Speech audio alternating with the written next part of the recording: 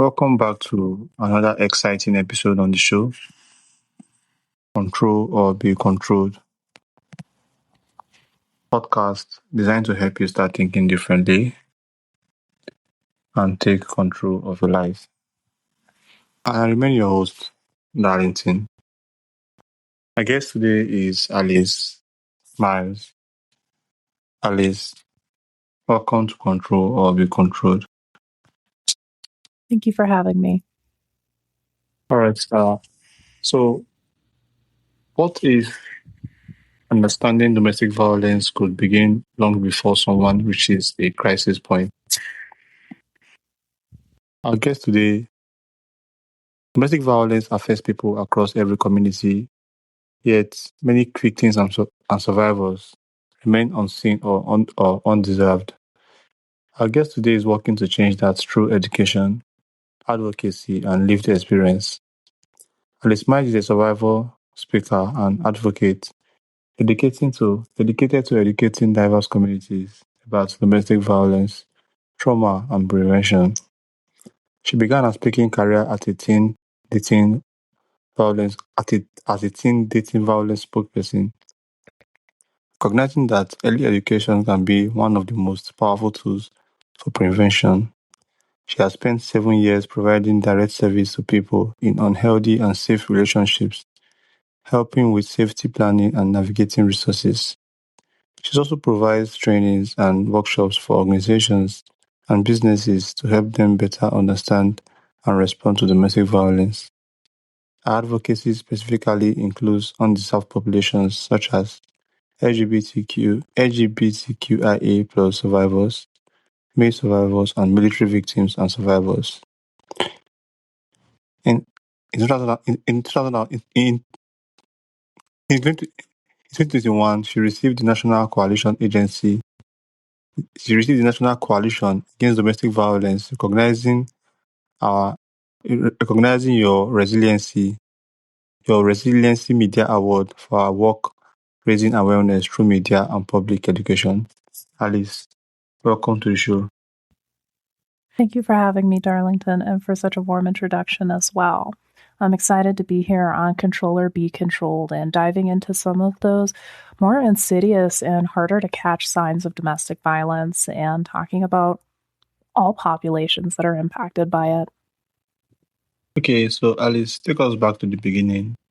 What led you to become a survivor speaker and domestic violence advocate? Well, like many, my own lived experiences led me to my career and my passions. To start off, when I became a teen dating violence spokesperson, I had been through my own domestic violence and stalking story and experience. Before that, I had grown up in domestic violence. My mother was in traditionally abusive and unhealthy relationships, and I was pretty familiar with the different flavors of abuse and violence and how they show up, not only directly and in confrontation, but also secretly, silently, and in small, subtle behaviors. All right, so yeah, go on. Sorry, I was going to say, to dive in a little bit deeper there in terms of my own personal story, I can also share that if you're interested and your audience is seeking to gain some knowledge from lived experiences that might apply to their own stories and experiences. All right, that'll be wonderful. You can share a story. Thank you. So, my domestic violence experience, as many would call it, started when I was 19, technically. But it began much earlier than that because of what I shared about my childhood and being so familiar and enmeshed in violence and domestic violence. So, after my mother's third husband had led to her losing custody of me at the age of 8, I was placed with my non-biological father at the time. Following that, he was in an abusive relationship. So I found a different way to live. I left home, and for a while, I was homeless. Wasn't a very long while. I was very lucky and grateful at the time to be moving in with 2 friends that I felt close with. They were older than I was at the time, and they were young adults, whereas I was about 12, 13. And that's really what gives context to my story and opens up into the unique dynamics of domestic violence. Because traditionally, when we hear those words, we envision an intimate relationship between romantic partners. But domestic violence really opens up as an umbrella, referring to the intimate relationship or nature of that relationship, such as mine, where I had been living with my roommates who we had created our own found family in, right? To me, he was my older brother. And when I was 19 and in college, he took advantage of the trust, the years of grooming, of boundary eroding behaviors, sexually assaulted me and stalked me for months to the point where I couldn't sleep without him showing up at my home. I couldn't go to school, go to work, even sit in my own bed without receiving an uncountable amount of messages. You name it, my text messages are going off. My phone is blowing up. I've got a billion missed calls from him. My social media, I've got a bunch of messages there too, right? Anywhere that you could think of contacting me, he's flooding my inboxes. A lot of the times, he was showing up at my home, especially during the times when I had been worn down to exhaustion and finally believing that maybe it was this moment that I could finally sleep, even for just 5 minutes at least. And this persisted for months. Oh, I apologize. Were you going to say something? No. Okay. Well, this persisted for months. I had just started my spring semester in college, and it was hard, to say the least.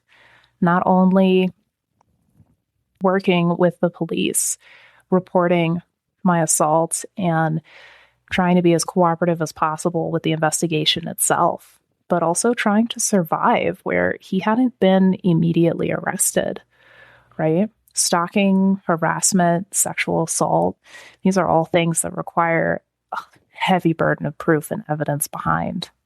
And so for months, while the active investigation was going on, my abuser was showing up at my school, at my work, sending me messages about how deeply he loved me, about how he never wanted to be away from me, and would quickly turn from messages about love and wanting to be together and build a life together to anger and hatred and screaming at me in voice messages, blaming me for what's going wrong, not only in running from the police, but also in the mental health symptoms that he was experiencing. And I still remember when he showed up at my school posting on a live online blog, if you would believe it. I'm going to find you. No matter where you are, no matter how long it takes, I will find you. And spending 5, maybe 6 hours with my school on lockdown in campus police as campus police search trying to find him. And even that's not when our story ends, because from that, he fled to another city, was posting online about wanting to commit suicide, wanting to connect with me, not understanding why I wouldn't respond, not understanding why I went to the police, you name it. And after about 3, maybe 4 days in another city, he, for some reason, decided to go into work, and that's when they arrested him. But that didn't stop what was going on. It just stopped him from showing up at my door. At this point, he had already invaded my life. He had access to all of my social media. He was in my emails. He had seen text messages to my intimate partner at the time. He had everything. And I still had to show up in court and testify and relive and share about the sexual assault experience and about the stalking experiences, about how exhausting it was to have to explain to people why it wasn't safe that he was showing up, and about the paralyzing uncertainty of if I would ever feel safe again, let alone have the ability to sleep. Okay. Thank you so much for sharing your story, Alice. So, you began your speaking career focusing on teen dating violence. Why is education and prevention so important? That is such an important question, and I love that you asked it because the reason early education and intervention is important is because if you look and listen to my story, if I had any helpful, safe adult in my life, if I had awareness or knowledge of coercion, of what abuse was, right? What boundary eroding behaviors were, or even what boundaries were, I might have had an idea of increasing my own sense of safety before it was taken from me. And I say that now in reflection, in hoping that your audience is listening, not in a blaming or victim blaming way, but in a way of recognizing that the more education we put into understanding, respect, boundaries, healthy relationships, the more we really arm ourselves with the tools that we need to have healthy lived experiences, to maintain strong connections with our sense of self. Where often when we don't have those, we find ourselves in unhealthy relationships, sometimes enmeshment, especially in violence and abuse. Okay. So, why can it be so difficult for someone experiencing domestic violence to leave the relationship? Most people say people enjoy toxic relationship. Well, no, that's an interesting question to ask with the observation where people are noticing enjoying a toxic relationship. So, first, I would look at this individual's sense of safety overall when it comes to leaving. Because when you're separating from an unhealthy or an abusive relationship, that's the most dangerous time for you as a victim and survivor, because that's when everything increases and escalates in terms of threats and the emotional stakes that are at play.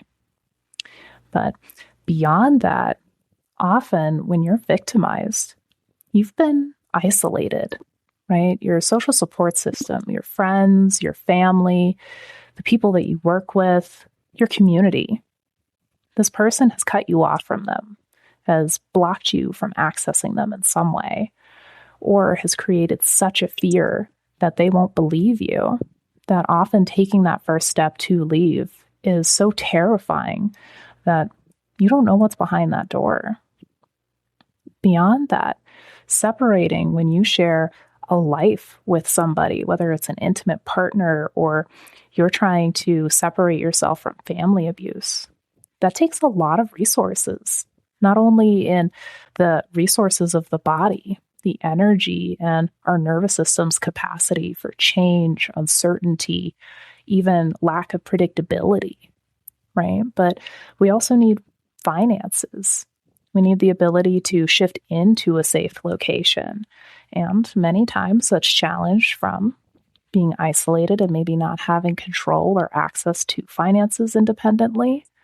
Many times that's going to be limited by shame or, in a lot of relationships, love, the belief that they can change, and the gaslighting and the trauma bonding that reinforces that belief and that hope, limiting you from taking those steps towards safety.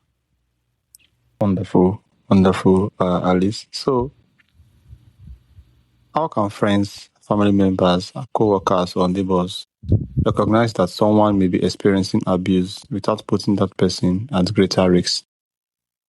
Absolutely. And that's going to be such a broad and yet unique answer as well, right? Because abuse comes in many flavors, and recognizing signs of it can be really challenging.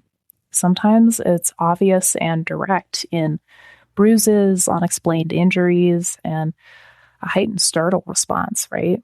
You might notice somebody gets tense or even flinches when a particular person around them moves, or anybody does. But when you're experiencing emotional abuse or financial abuse, for example, you're going to be looking for signs that this person doesn't have access to respect, that no doesn't work for them. So this might look like, let's say, in the emotional abuse or the psychological abuse, this person might be connected to somebody who consistently belittles or humiliates them, tears them down and leads them to feel badly about themselves. Maybe they just highlight and poke at all the insecurities this person has. But you'll notice that this person doesn't feel safe around them. Their body language will shift. They're going to become smaller. They're going to be quieter. No might not even come out of their mouth. It might not even feel like something that's safe for them to say. Or they might not even be aware that they're allowed to say that in these areas of life. Financial abuse, that might look like somebody having to ask permission for any use of money in a relationship, or somebody else having control over their money and they don't have independent control of that money. And it can look like a lot more too, depending on what that person is experiencing and, let's say, the profile of the abuser as well. That can go into gaslighting, that can go into coercion, and it can especially show up in what's called sly behaviors and stalking and harassment, right? This is where somebody is surveilled consistently. This is somebody whose life has been intruded on, meaning that the person who is abusing them or harming them is everywhere in their life. They're in every single friendship circle. They know their family members. Maybe they work together. They might even be a pillar of the community connected to them in a volunteer service position. Beyond that, you're going to be looking for interference and intimidation. Somebody who is threatening or even just implying that harm could happen if the desired thing that they want to happen doesn't. Interference, well, we're a lot more familiar with that in terms of the assault that can happen, property destruction, even the hostility of harming somebody's reputation in their community or in their relationships with their friends and their family members. All right. Thank you so much. I really hope my audience can take from this and find how to provide support, know when someone is experiencing abuse. So, what are some things people commonly say to survivors that may be well-intentioned but actually cause them harm? Well, that's a fantastic question. I like to think of that as a bingo response, right?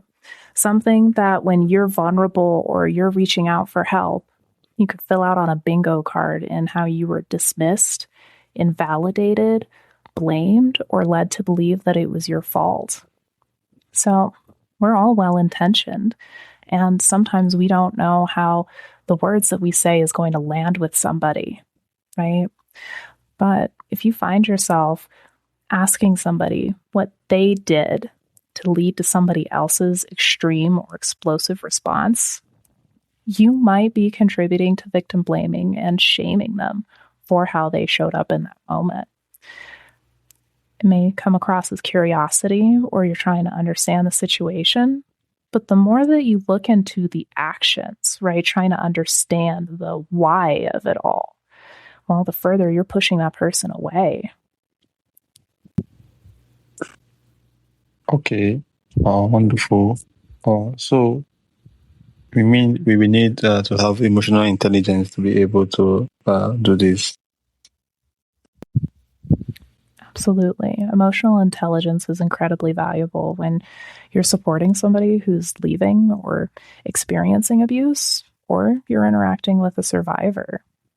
Often in our well-intentioned spaces as well, we tend to try to offer more than we can give. And it can lead to mixed messages and uncertainty that can really create some distance between you and the person that you're seeking to support. Even, and this is where I caution the listener, when you hear this, try not to blame yourself, right?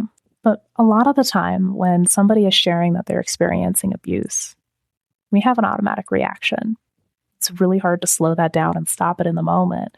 But you might hear somebody react in confusion or shock, right? I've never had that experience with this person, or I'm so shocked. they've never shown this before, right?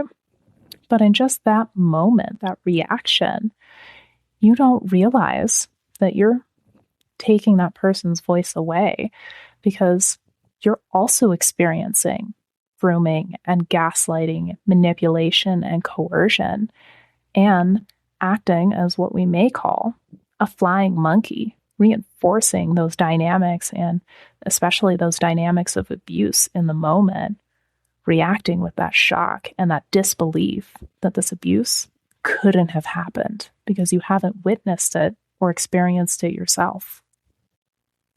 Okay, so for someone listening right now who may recognize themselves in this conversation but isn't ready to seek help, what would you want them to know?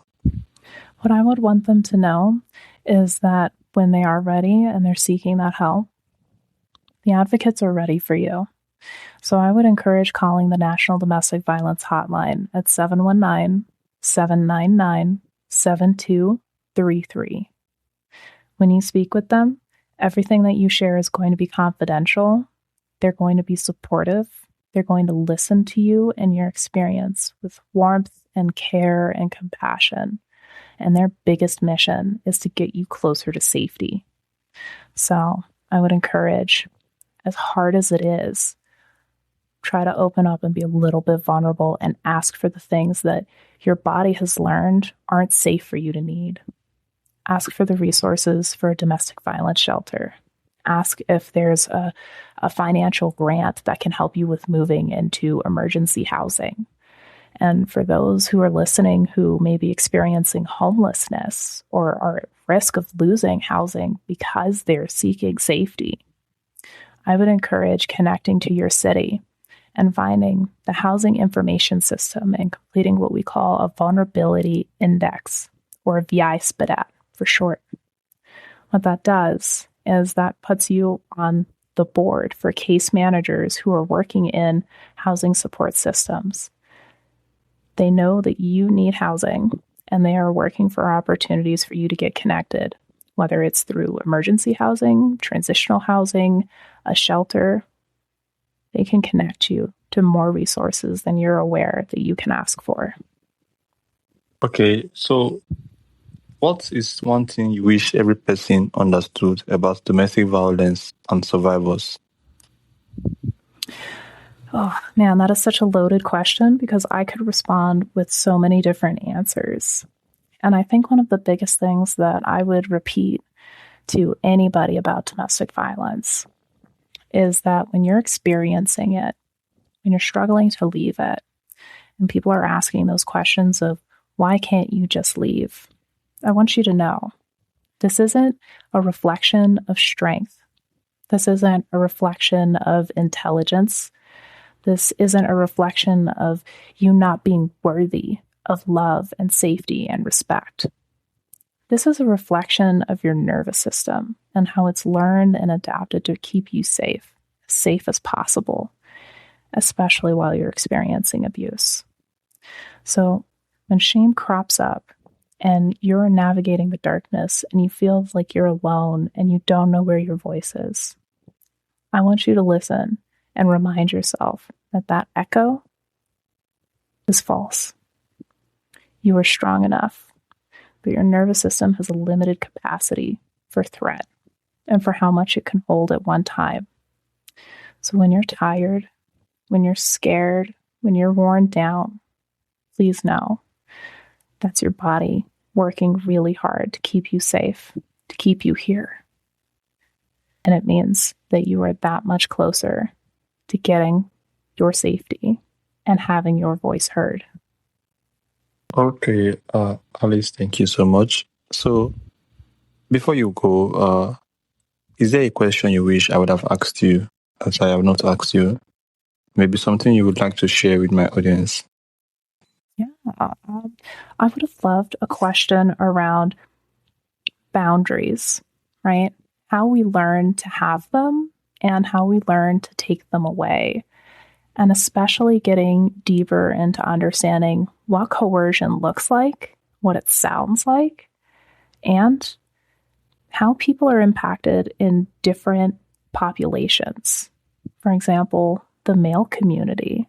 They are particularly under-resourced in navigating domestic violence, especially in an area of, let's say, lacking safety that's so vital and few talk about.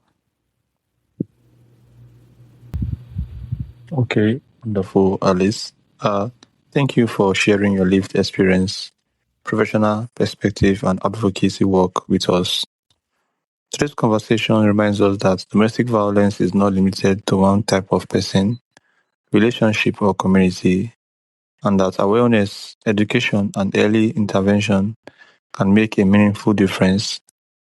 Most importantly, survivors deserve to be believed, supported, and given access to safety without judgment.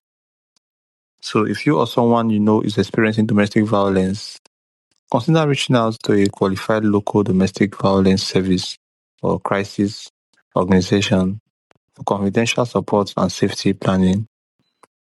Alice, for people who might like to reach out to you and know more about what you do, how can they do that?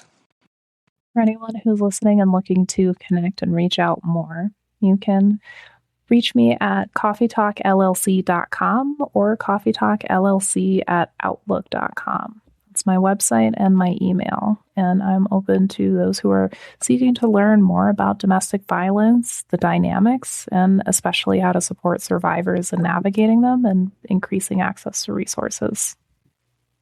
All right. Thank you so much. And thank to all my audience as well. Thank you for listening to this episode of Control or Be Controlled. This conversation helped you understand domestic violence, trauma, or survival advocacy differently. Share this episode with someone who may need to benefit from this. Until next time, stay informed, stay compassionate, and take control of your life before life takes control of you. Thank you, Alice, for coming to my show. Thank you so much for having me. It's been a pleasure, and I look forward to hearing more of your episodes come out in the future. Okay, thank you so much, and have a wonderful day ahead. You as well. Bye, guys. I will see you guys on the next episode.